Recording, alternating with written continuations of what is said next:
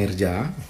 Pertama, alhamdulillah Bappenas telah 14 kali dan laporan keuangan tahun 2022 masih dalam proses.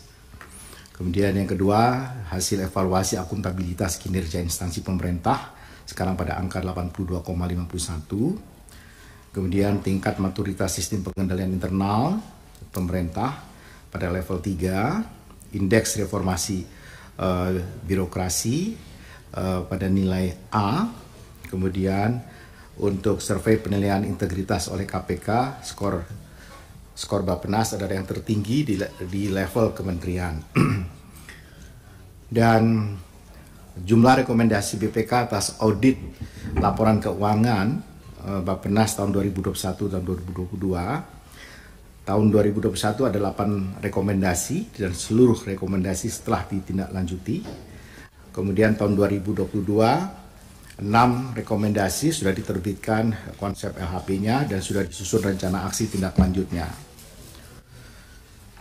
Bappenas telah memperoleh beberapa penghargaan, anugerah Best Starter, Survey Index berakhlak atas capaian budaya kerja ASN yang berakhlak. Kemudian dari BKN atas capaian dalam implementasi manajemen kinerja. Kemudian penghargaan atas pengelolaan barang milik negara, dan kemudian anugerah keterbukaan informasi publik tahun 2022. Pada tahun 2022, perkembangan pelaksanaan 2023 dapat kami laporkan. Yang pertama adalah penyusunan rencana kerja pemerintah RKP.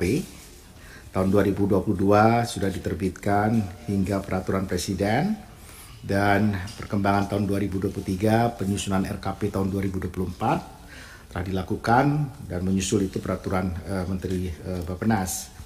Kemudian penyusunan RPJMN untuk 2025-2029 ini tentu akan merujuk kepada RPJPN, dan RPJPN sekarang sudah sampai pada tersusunnya rancangan awal 2025-2045. Yang berikutnya adalah pelaksanaan pembangunan rendah karbon, indeksnya ekonomi hijau, dan perkembangannya 2023 ada pendampingan implementasi ekonomi hijau dan pembangunan rendah karbon di 34 provinsi termasuk pembangunan berketahanan iklim, penyusunan peta jalan transformasi ekonomi Indonesia. Ini sudah masuk di dalam dokumen transformasi ekonomi RPJPN 2025-2045. Kemudian interupsi Pak Menteri sebentar Pak Menteri. Ya. Izin Pak Ketua. Pak Menteri sambil jalan, nanti mungkin dari eselon 1-nya atau dari Sesmen Pak Menteri nyiapin bahan yang per eselon 1 kita nggak lihat Pak. Oh baik Pak. Tugasnya apa, terus anggaran didistribusikan per eselon 1-nya nanti di belakangnya ada Pak. Ya, baik. Ya, nanti disiapkan Pak sambil. Ya. Berikutnya adalah pembangunan ibu kota Nusantara. Penyusunan RUU tentang perubahan Undang-Undang Nomor 3 Tahun 2022. Ini telah ditandatangani dan surprise-nya sudah dikirim ke DPR. Kemudian berikutnya adalah integrasi Krishna Sakti. Ini sudah dilakukan penetapan aplikasi dan sudah berlaku mulai untuk tahun anggaran 2024 dan sebenarnya diinisiasi oleh Krishna, oleh Bappenas sejak tahun 2020. Integrasi pemanfaatan sumber pembiayaan alternatif non-APBN dalam major project, fasilitasi dokumen perencanaan dan penyiapan proyek KPBU, beberapa proyek KPBU, dan termasuk pendampingan penyiapan pembiayaan investasi non-anggaran. Kemudian pelaksanaan tujuan pembangunan berkelanjutan Sustainable Development Goals.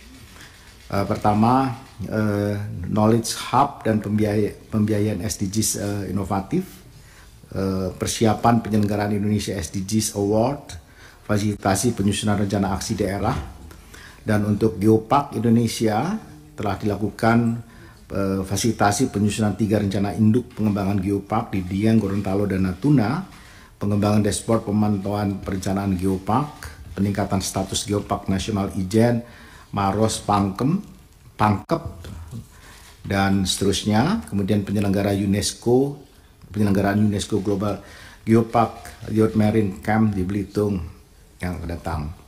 Dan kami juga telah mengingatkan pada daerah-daerah yang sudah mendapatkan atribut menjadi UNESCO Global Geopark itu juga harus memelihara, karena nanti kalau dievaluasi bisa juga turun pangkatnya. Berikutnya adalah pelaksanaan sistem pemerintahan berbasis elektronik, penguatan TIK dan penyediaan infrastruktur big data analitik, penguatan sistem manajemen keamanan informasi dan pembangunan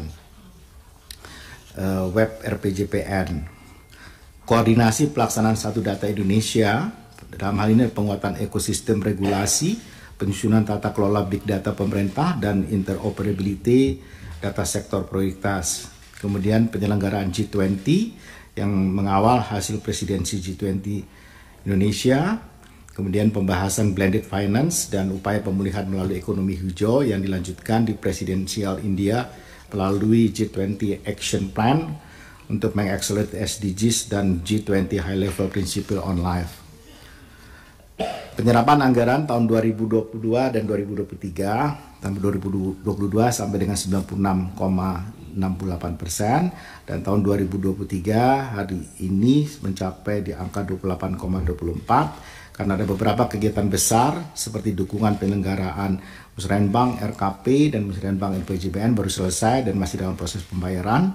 Beberapa kegiatan baru tanda tangan kontrak dan pembayaran baru dapat dilakukan pada triwulan ketiga dan keempat, seperti penyelenggaraan ASEAN Blue Economy Inisiatif, persiapan penyelenggaraan World Osaka Expo. Rencana kerja dan anggaran pada tahun 2024, program utama adalah tentu program perencanaan pembangunan nasional, dan program pendukung adalah program dukungan manajemen. Program perencanaan pembangunan nasional terdiri dari perencanaan, pengalokasian, pengendalian, dan enabler. Sementara program dukungan manajemen terdiri dari pelayanan dukungan manajemen, pelayanan pengadaan sarana dan prasarana, dan pelayanan pengawasan internal. Pagu indikatif tahun 2024 berdasarkan program, ini berdasarkan surat bersama Menteri Keuangan dan Menteri Bappenas pada tanggal 10 April. Porsi programnya adalah dukungan manajemen 29,24%, dan untuk program perencanaan pembangunan nasional adalah sekitar 70,76%, dan terdiri dari untuk program perencanaan pembangunan nasional adalah 1,4 triliun 87 juta 1 triliun 487 miliar 908 juta 735 ribu, dan untuk dukungan manajemen adalah 614 miliar 836 juta 490 ribu rupiah. Kenaikan ini pertama karena ada usulan inisiasi pelaksanaan peta jalan pengembangan ekosistem kedirgantaraan tahun 2022-2045 dan persiapan pelaksanaan keikutsertaan pemerintah Indonesia pada Expo Osaka 2025 di Tokyo. Berdasarkan jenis belanja pegawainya adalah 168 miliar 699 juta, belanja modal 88 miliar, belanja barang 1 triliun 845 miliar 257 juta yang terdiri dari penyusunan RPJPN, pengembangan pola pendanaan pengembangan geopark, knowledge sharing, kerjasama selatan-selatan dan triangular, sistem perencanaan pendanaan pembangunan, terintegrasi dan penganggaran, penyusunan kebijakan dan perencanaan DAP, transformasi ekonomi Indonesia, koordinasi pelaksanaan SDI, pembangunan perkotaan dan desa terpadu, pelaksanaan KPBU, penguatan platform sistem pangan nasional, koordinasi strategis penyusunan undang-undang SPPN, dukungan terhadap IKN, penguatan Reksosek, koordinasi pelaksanaan food estate, koordinasi pembangunan rendah karbon, pelaksanaan pembangunan percepatan SDGs, pelaksanaan reformasi perlindungan sosial, dan rencana aksi pembangunan Papua, NTT, Maluku, dan terakhir adalah aplikasi Krishna E-Monef. Rencana kerja berdasarkan fungsi kegiatan prioritas pertama adalah penyusunan RKP 2025, penyusunan peta jalan transformasi ekonomi Indonesia, publikasi RPJPN 2025-2045, dan finalisasi RPJMN 2025-2029. Dan yang keempat adalah sosialisasi dan publikasi Undang-Undang RPJPN 2025-2045. Untuk fungsi pengalokasian, ada kegiatan prioritasnya adalah penguatan sinkronisasi aplikasi perencanaan Krisna dengan aplikasi penganggaran Sakti. Yang kedua, melanjutkan integrasi pemanfaatan sumber pembiayaan alternatif non-APBN dalam major project. Yang berikutnya di fungsi pengendalian adalah melanjutkan penyusunan rancangan sinkronisasi aplikasi e-Monef rencana kerja KL dengan aplikasi Smart Kemenkeu.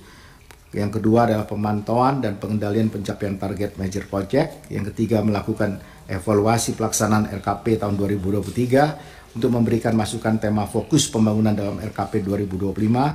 Dan yang terakhir adalah evaluasi akhir RPJPN 2020-2024. Rencana kerja tahun 2024 yang berdasarkan fungsi, yang terakhir adalah fungsi enabler. Pertama, kegiatan prioritas, penugasan khusus, persiapan pelaksanaan keikutsertaan pemerintah Indonesia pada Expo Osaka 2025 di Jepang. Ini kegiatan baru.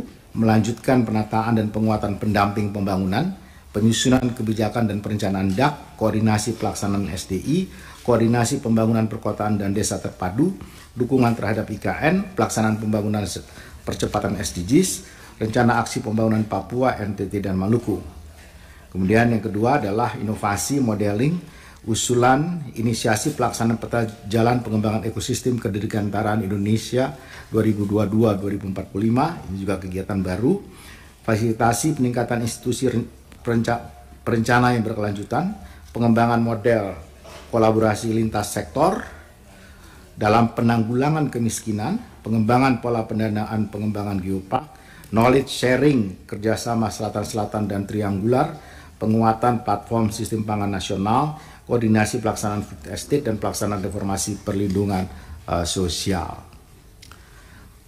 Kemudian kegiatan PHLN yang dibiayai tadi ada sekitar 46,8 miliar, terdiri dari 41,6 miliar merupakan pinjaman dan sekitar 5,2 miliar dalam bentuk adalah hibah yang ini terkait juga dengan kementerian dan lembaga yang lain. Ada yang baru, ada yang merupakan kelanjutan dari tahun-tahun sebelumnya. Yang baru National Urban Flood Resilience Project, kemudian juga Flood Management and Coastal Protection in North Java, Strengthening Apparatus Management and Development, kemudian Ocean for Prosperity Project, Lautra, kemudian Sustainable and Conversion Free Aquaculture in Indonesian Sea Large Marine Ecosystem. Secara rinci PLN ini pertama yang dibiayai oleh CIMORP itu adalah bentuknya lanjutan, dari JICA juga bentuknya adalah lanjutan dari tahun sebelumnya. Kemudian JICA ada yang bentuknya adalah rentang Irrigation Modernization Project, kemudian Human Resource Development fase keempat, kemudian World Bank untuk mengatasi banjir, kemudian ADB untuk Flood Management and Coastal Protection in North Java, kemudian JICA untuk Strengthening Apparatus Management and Development. Kemudian dari hibah luar negeri adalah Global Environment Facility Indonesia Sustainable Cities Impact Project, itu juga lanjutan. Ocean for Prosperity, ini kegiatan baru. Juga Sustainable and Conversion Free Aquaculture in Indonesia Sea Large Marine Ecosystem, ini kegiatan baru dari ADB. Kemudian inisiasi penguatan ekosistem kedirgantara Indonesia tahun 2022 hingga 2045. sebenarnya ini targetnya adalah membantu N219 untuk layak terbang secara komersil, karena proses dari risetnya sudah selesai dan kami atas direktif Presiden untuk mendorong mengembangkan amphibious dan menjadi pesawat yang dicita-citakan untuk menghubungkan antar pulau di Indonesia. Dan pengoperasiannya akan di sekitar tentu bandara-bandara perairan di Indonesia. Dan untuk usulan integrasi dan perolehan test certificate project pesawat N219A pada tahun 2023-2024, kalau kita lihat dari lini masanya, kita berharap pada bulan Agustus tahun depan itu sudah ada ATC Award, kemudian sudah dinyatakan test completed pada bulan Juli tahun 2024, technical standard order TSO-nya itu Maret 2024, sementara first flight-nya Februari 2024. Dan joy flight sebenarnya sudah dimulai sejak tahun lalu dan sampai hari ini. Itu yang dapat kami sampaikan. Terima kasih terkait dengan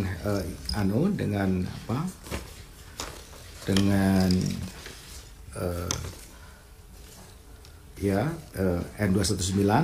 Terakhir adalah usulan tambahan anggaran terkait dengan pengembangan evaluasi kontribusi KL terhadap kinerja pembangunan nasional, penguatan pengendalian perencanaan dan pelaksanaan rencana meliputi manajemen risiko perencanaan, penguatan pengendalian wilayah, dan yang terakhir ada penguatan kapasitas sumber daya manusia perencana dalam mengawal pencapaian sasaran Indonesia Emas.